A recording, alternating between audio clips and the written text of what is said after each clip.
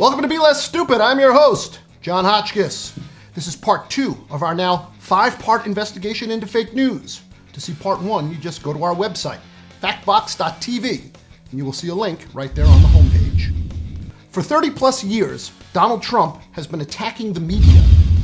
Fake news. CNN, fake.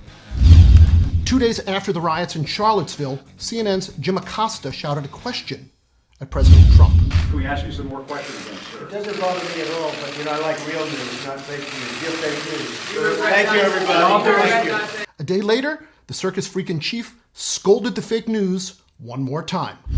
So I don't want to go quickly and just make a statement for the sake of making a political statement. I want to know the facts. In early 2016, liberal and Democratic voters on Facebook were beginning to experience fake news as well. Well, here's the thing. The right and the left are talking about two totally different fake newses. And I'm here today to clear up the confusion. It's like there are these two different things that people call the same, only they're very different. So it's confusing. Like, pizza from New York is called pizza. And that abomination from Chicago is also called pizza. Only they're clearly very different. One is pizza, and the other is not pizza. You might as well call it a cat, or even this cat. When liberals say fake news, we're talking about the tsunami of loose feces of fictional stories spread by conservative media, foreign actors with clickbait headlines, and Russian hackers in the run-up to the 2016 election.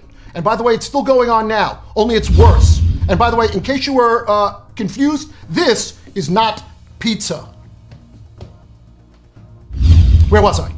Oh yes, these fictional stories were precision targeted at millions of soft Clinton supporters on Facebook to help Donald Trump by eroding support for Hillary Clinton.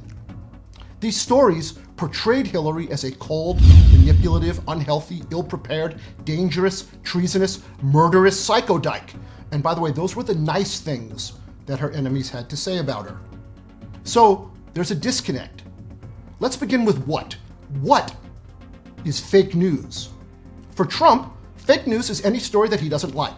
It makes him look like a Russian puppet, or stupid, or dangerous, or treasonous, criminal, Nazi-supporting, uncaring, foolish, fat, bloated, disturbed, mad, crazy, deranged. Holy fuck, I could go on. Trump's got just one goal in attacking the New York Times and CNN: undermine the credibility of any negative story. Otherwise, in 2020, his base is going to vote David Duke for president. And by the way, you know what his campaign slogan is? Holy cow, I don't like kike.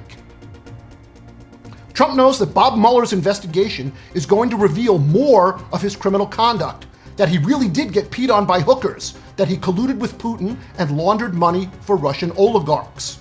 If his base doesn't trust the media, Republican congressmen won't fear for their jobs, in which case the congressmen won't abandon the president, in which case Trump will remain free to continue his job as the O-ring on the United States Challenger.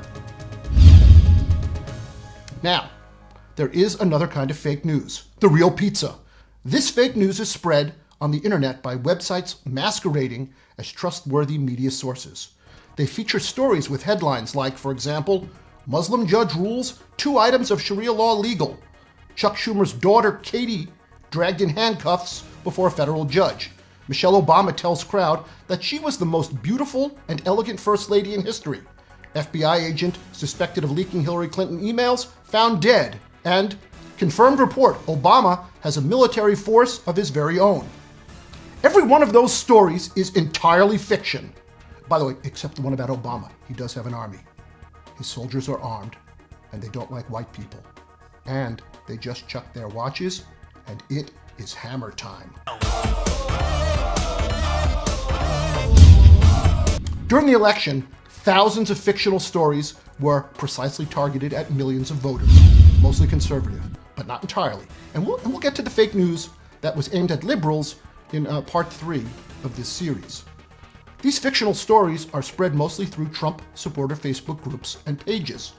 And the stories have just 2 purposes. 1, to confirm the Trump voters' previously held misconception that Hillary is a crook, that Obama is a Muslim, that Muslims are dangerous, that Obama is dangerous, and Chuck Schumer once had sex.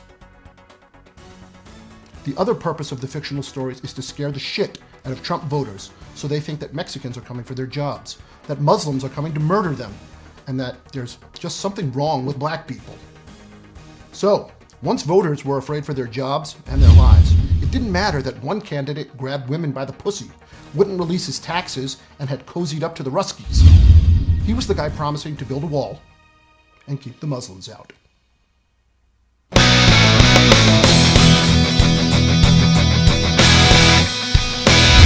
Okay, that is it for part 2 of our investigation into fake news. There are 3 more parts coming up. You can see them before anyone else does by liking our Facebook page. That's all you got to do. Just like our Facebook page. Anyway, that is it.